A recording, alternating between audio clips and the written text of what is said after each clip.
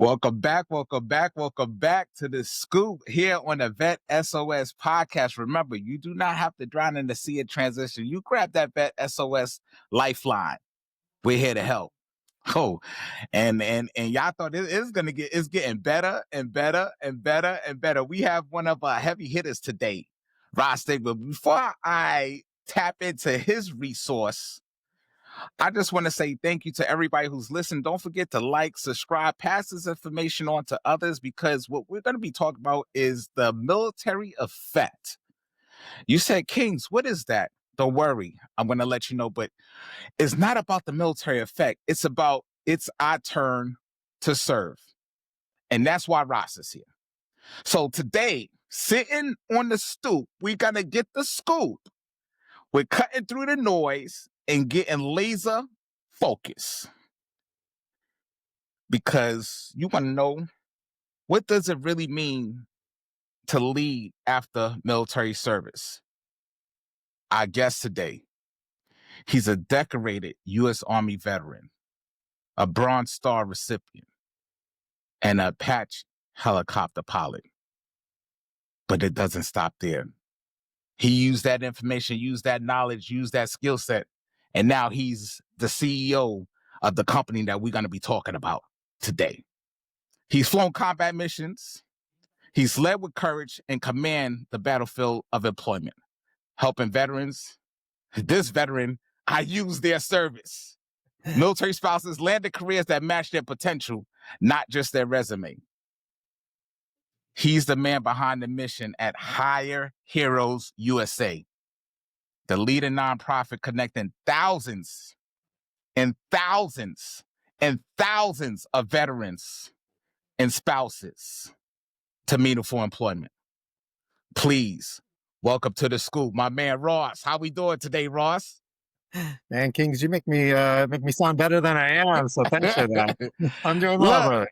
Look, I was so excited. I said, oh man, I get to speak to somebody and now I get to speak to the man, the CEO, because I just want to say thank you because of your organization. So I did my transition in 2018.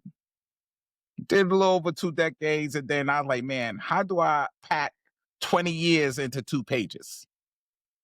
Non-military style, right? I had to transition to civilian style. Somebody say, hey, reach out to Hire Heroes USA. They can help change that military jargon into civilian language to where you could get some interviews. I said, okay, let's give it a go.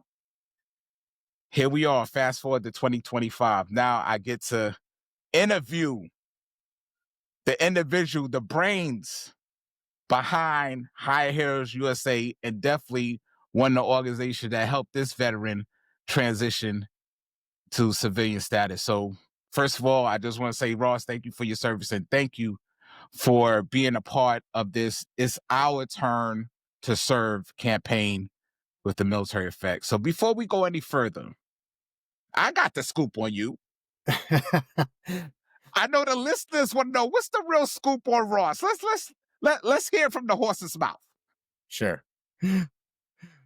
Well, I mean, what's there to tell, right? Like, I grew up in an Army family, military service, a big part of how I grew up. Grandfather served, my father served, my uncle served, my sister joined the Army. My brother, he was a smart one. He joined the Air Force, better assignments, more cushy travel. So, I go in the Army. And my dad was in the infantry. I knew I didn't want to do that. Like, kudos to all of those of you out there that can make that mission happen. I put on a rucksack one time. I was miserable. After that, it was like, how do I get as far away from rucking as I can? And that was in Army aviation.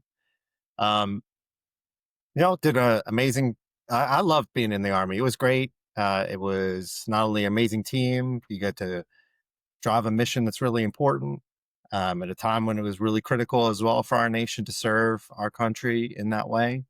Leaving the service was a hard choice, but I think the right choice for me. After that, though, I was lost. I could not. I mean, I tried my hand at everything and anything in terms of applying, going to interviews, stumbling and falling. And I was very fortunate to find an opportunity where I could put my skills to work and a mission that's really valuable and something that I'm so passionate about, which is staying connected to those who have served and the family members who've served and helping them put their skills to use. and meaningful and purposeful work after service. So that's the kind of once over the world for me. Wow. Thanks. So, I'm going to get straight to the meat and potatoes. So, Yeah. Apache helicopter pilot turned CEO of one of the leading organization that helps veterans transition, definitely with the resume aspect and many more. So, if you could just, for the listeners that do not know about Hire Heroes USA, just if you could share a little bit, and how did you get to Yeah. that seat? Because going from being a helicopter pilot, and then now you're sitting in the command seat of an organization that's helping veterans, figure it out. Because that's what I had to do, right? I did not know how to transition my information, what I did for a little over 20 years in the Air Force, to the civilian side, to show that I'm value added, like I'm ready to serve again in a different capacity. Yeah. I'm very fortunate to kind of sit on the soldier of giant or sit on the shoulders of giants, right? Like in the military, you have that. You've got amazing role models and mentors and people who've come before you to have paved the way. And this is our 20th year at Hire Heroes USA. So I'm just the latest in a long line of amazing servants and leaders that have joined this mission. But I joined in 2015, and I'll tell you, like, what sets us apart here is we're first laser focused on employment as the primary way to help create success after the military. There are a lot of important things that function into how your daily life goes, whether you're stable, your civic health, your overall health. And I'm not discounting any of those, but our mission at our organization is to build a really strong base through purposeful employment. From there, you build the confidence, the financial health, the Yes. overall ability to connect in your community, volunteer in other ways, and do all the things that military families do that enrich their communities in such powerful ways. So we focus on just employment through one-on-one coaching. And you highlighted earlier, the resume being part of that, helping someone see and articulate their value to employers in a way that makes a difference and gets them that job is a critical part of our work at Hire Heroes. Right. So as a individual that's about to get on that transition train to put the uniform up and transfer over to civilian attire, civilian uniform, like trying to stay calm under fire into corporate life, that major transition, like you said, like for me, the resume assistance was second to none, right? Because I did not know how. I was all about abbreviations, right? You put the abbreviations, like, what you mean you don't know what CP means, or BDoc and stuff like that. Like I knew it as a military person, but when I sent my resume off, I wasn't getting no reach backs, no interviews, because somebody told me, like, I don't know what this military jargon means. Like, what does this mean in civilian terms? Mhm. Yeah, that makes a big difference. Also, like, just, one of the questions you'll get asked when you start trying to network and meet people when you're leaving, that what do you want to do? What kind of role do you want to be in? What kind of Uh, industry? And I mean, you might as well be asking me, how does my cell phone work? Because I don't know right. what goes Right. on that thing work, right? And when you're leaving and you've only known the military or maybe some work before going in the Uh, military, it's really hard to figure out where those pieces fit by yourself. You kind of looking through a very narrow tube at a labor market that's big and complicated. It can be challenging to navigate. That's where we try to step in, is really help you think about what skills you have, which skills you love to apply, where are you uniquely good.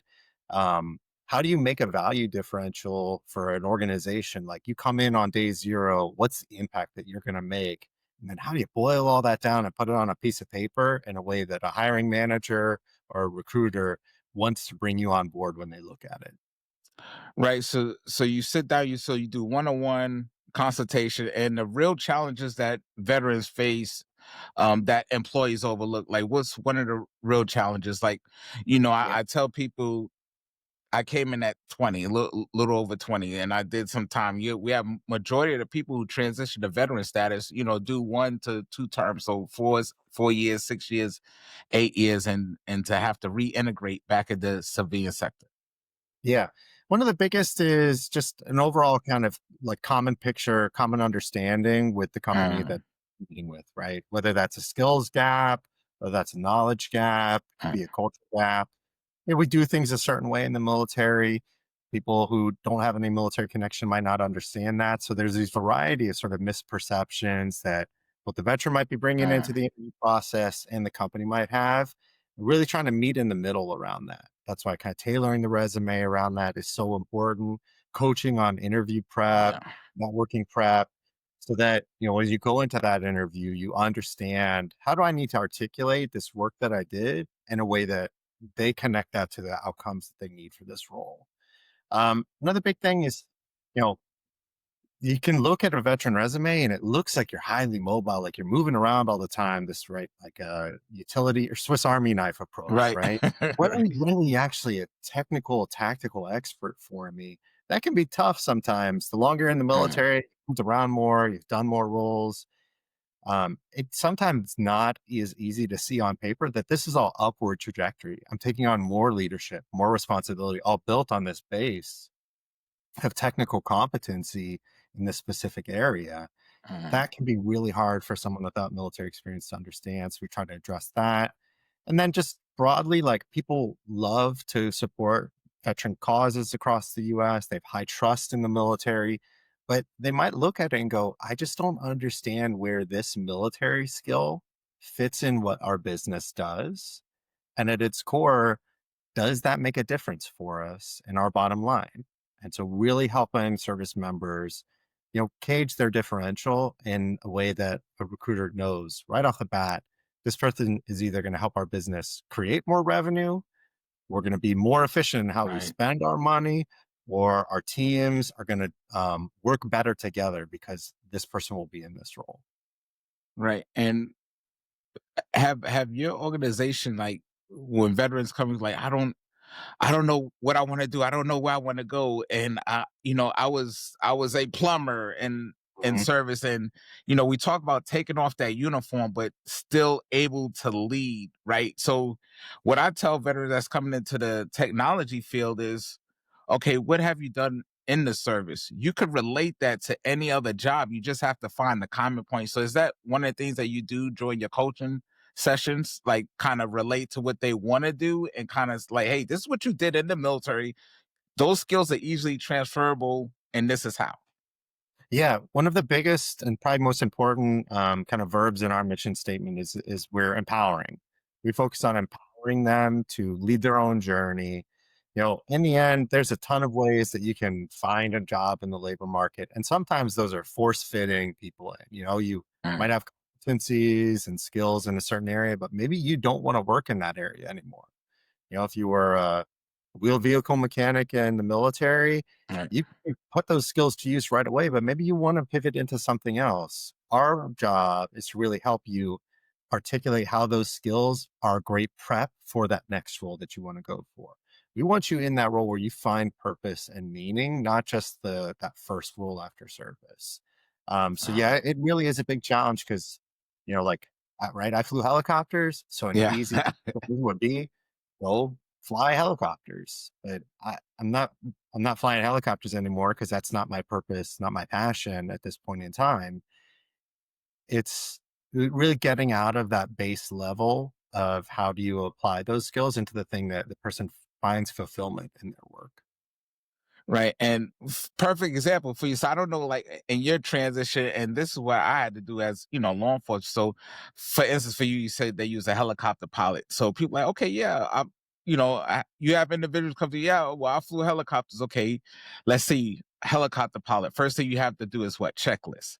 So you Yep. have to follow checklist. You have to do your checks. You have to, navigation. So those are all the skill sets that you acquire as your helicopter pilot. Formation, you have to know different altitudes, like what range you Yeah. could fly, how far you could go on your fuel source. So these are some of the things that leadership lessons, right? So what's something that you could suggest to a veteran or a spouse that's trying to do that transition and that's have those skill sets that's embedded inside of them to pull it out of them?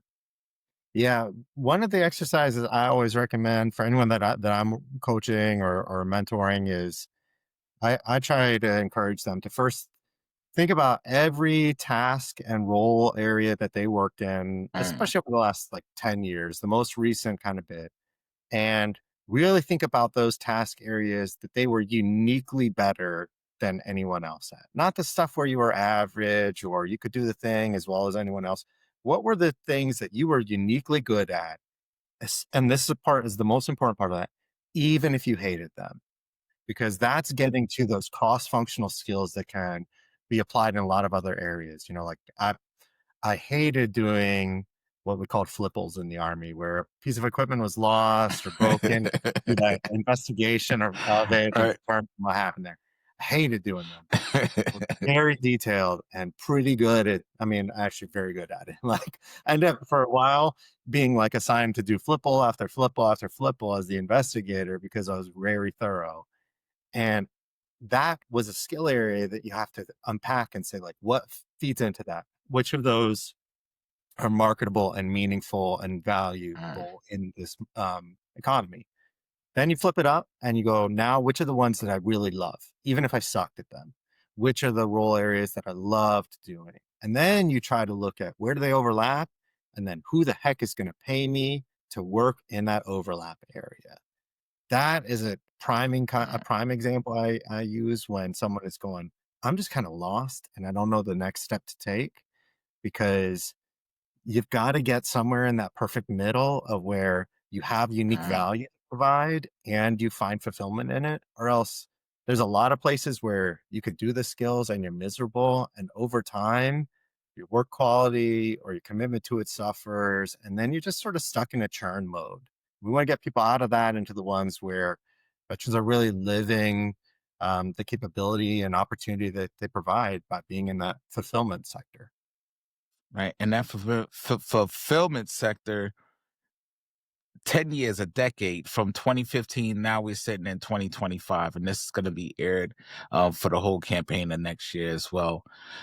So from the time that you came in 2015 to now, that more than a job, what does that really look like now? Because I know with the acceleration of, for instance, AI and acceleration of all these other platforms, a veteran is like, man, I'm even more out of touch, right?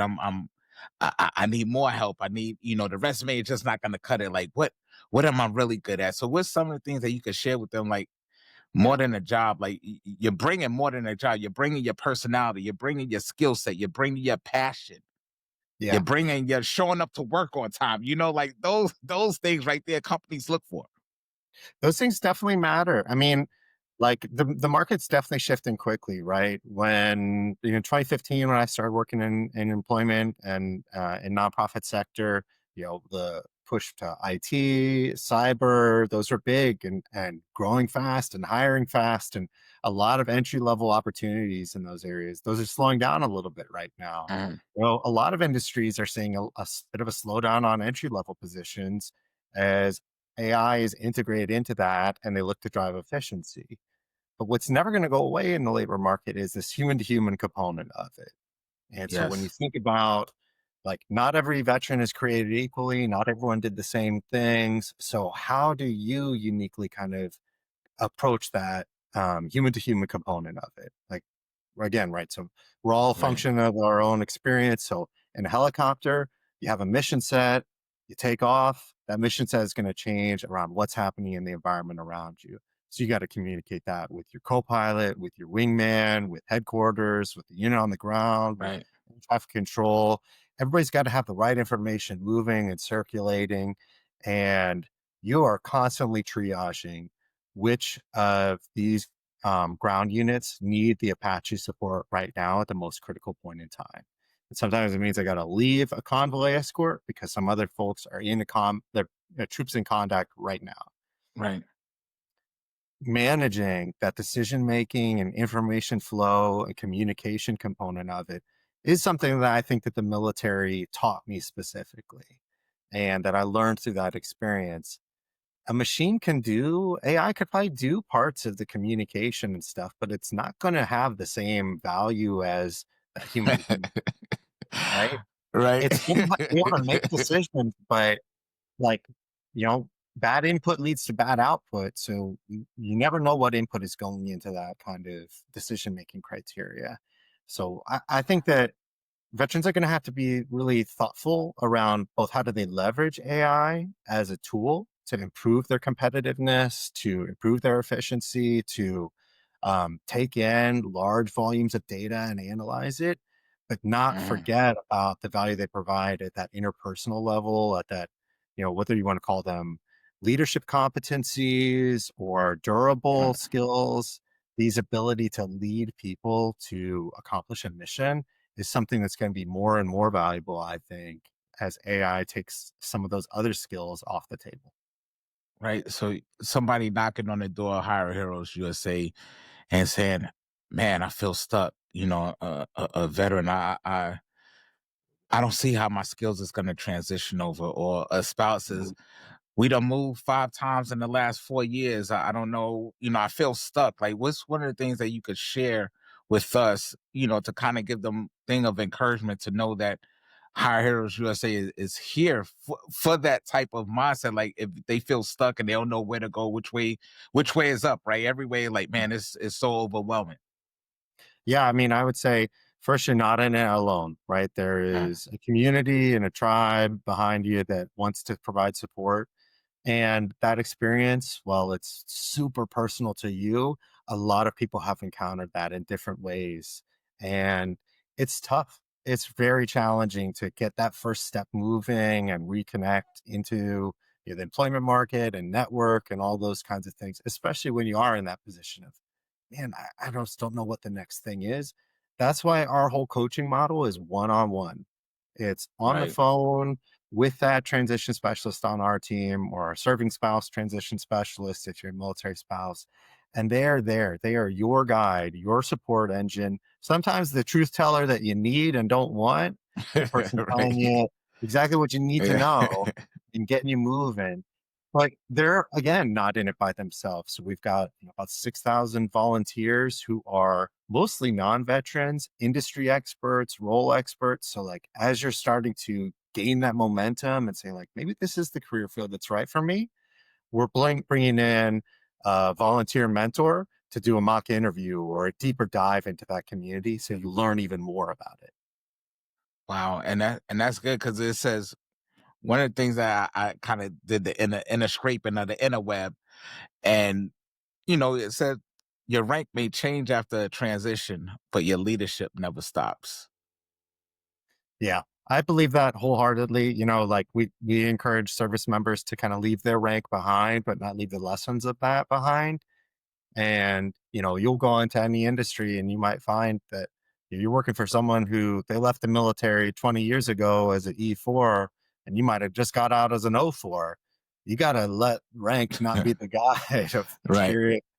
Um, but in the same lesson, you did different things in the military. So, what are the lessons that you can bring into that organization that your rank afforded you that opportunity to learn? And I just think sometimes we get the bad rap, I think, on veterans that we're too rank structured in our thinking, and that defines how we make decisions in the civilian marketplace. I don't think that's true. I think the veterans are extremely nimble learners.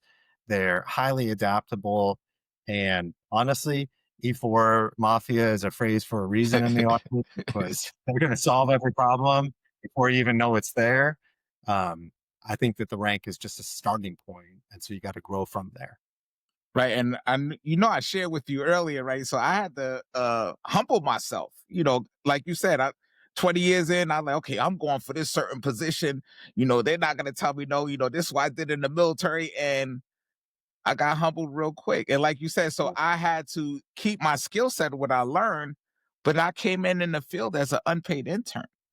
Yeah, and I You mean know, I told that's people I know I wasn't gonna stay there, Ross. I knew yeah, I wasn't gonna stay there. I just wanted somebody to give me a shot, and they did. And I just went full throttle once I got my that's foot in the door. That's right there, the veteran difference, right? You had that gap of space and opportunity and you leveraged it. You went in, and as soon as you got in there, they got to know your drive, your personality, your skill set. And they were like, how did we get so lucky as a business to bring you in and now they never want you to go. I think that's the veteran advantage right there, is like take advantage of that shot that you can get. Right. And Ross, your organization, like I said, y'all helped me out so much because I was trying to do it on myself. I was trying to do it on my own. I was trying to send out resumes and I wasn't getting nothing back. And somebody told me to reach out to your organization. And once I did, I used that same resume for the unpaid internship position. And then it went from unpaid to paid. And then they had a permanent position opened up. And guess what resume I used? Yours as the template, right? Because it's a Yeah. great template. I just added, I just added my personality and my, because I remember when I had the one-on-one coaching session with one of your coaches, they said, we could help you write the resume or get it together to where you're at, but guess who have to go in for the interview? You do. That's it. You're the one going in for the interview. So you have to show your personality. You have to show who they said, who is kings. Let the company know who you are because they can see if you're a fit for that organization, for that team, for that environment. And don't get discouraged because you're gonna get no's, but it's gonna be that one yes. That's what y'all told me when I Yep. came through the one-on-one coaching session. Well, it fills my heart up to hear that, because that's exactly, how we want you guys to think going out of that. Because look, there's a lot you can't control when you go out in an interview, and you'll hear a lot of no's that are no fault of your own, right? Right. There's, there, you never know what's going on in that hiring process. And so you can't let the no's kind of discourage you. But that's easier said than done, because you start hearing a lot of no's and that can be really tough to take. So never forget about that pride in who you are, that confidence, and always showing that truth of your personality. Because in the end, who you're going to work with, they want to work with people that make that job enjoyable for them as well. They want people they can trust, that they enjoy spending that time with, that are going to make a difference. Right. And one of the things, I don't know if it was you or, your marketing team, but on your website, I wrote this down and I said, I'm going to share with Ross because I don't know if he knows it, but it says at Hire Heroes USA, we don't help veterans find jobs. We help them find themselves. Yeah. I That's think me. that's one of our brilliant team members. Like, we have phenomenal team members that just, we ask like our transition specialists, our volunteer coordinators, our alumni, and all of them just to talk about their experiences, and that informs kind of how we talk about our mission. And that's definitely come from one of them, because it's way too articulate for me.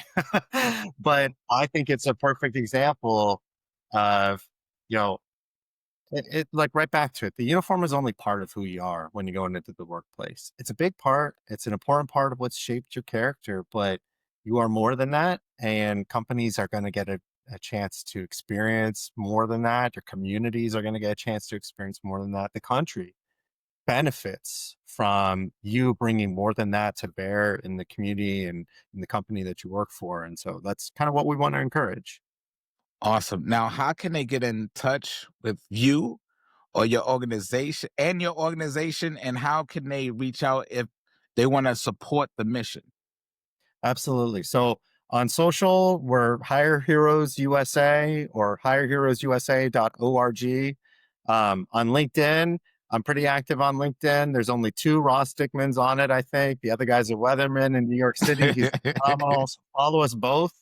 Um, and one of the things is, as a nonprofit, all of our services to veterans and transitioning military and military spouses are always free for as long as they need it, as many times as they need it. They can come back when they're in a job and want to look for a new job. They can come back and volunteer or be an alumni mentor.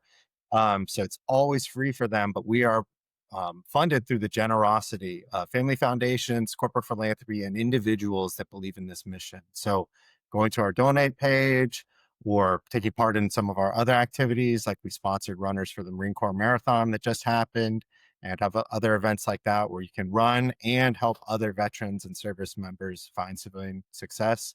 We put over 113,000 individuals into meaningful careers since we started this work, and looking forward to the next 113,000. Awesome. Thank you. Thank you for contributing to It's Our Time to Serve campaign. The military effect. So for the ones that's listening, if you want to get a copy of the book, The Military Effect, because this is going towards the campaign, The Military Effect is a book is available on Amazon. So please go on Amazon, grab the book. Please reach out to Ross and his team at Hire Heroes USA.